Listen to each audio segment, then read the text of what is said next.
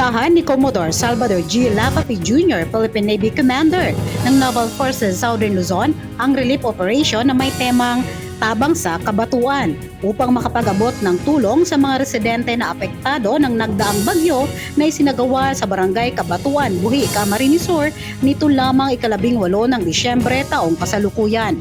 May kabuang 526 na pamilya kabilang na ang mga indigenous people ang nabahaginan ng relief food packs kasama na ang non-food items.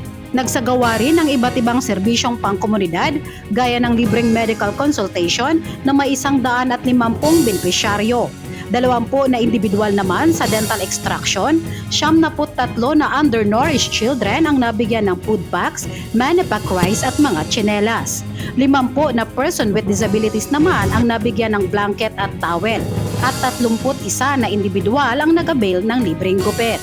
Ang nasabing aktibidad ay naisakatuparan sa pakikipagtulungan ng mga partner stakeholders ng command na kinabibilangan ng Jollibee, Appsly, ACDI Multipurpose Cooperative, Diyos Mabalos Po Foundation Incorporated, Ako Bicol Party List, DSWD, Philippine Navy Officers Wives and Husband Association at ng Civil Military Operations Group Philippine Navy Partner Stakeholders.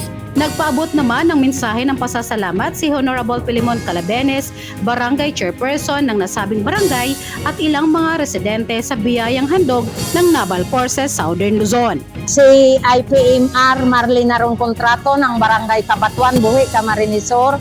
Ako po IP representative.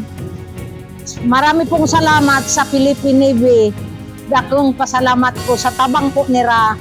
Salamat po.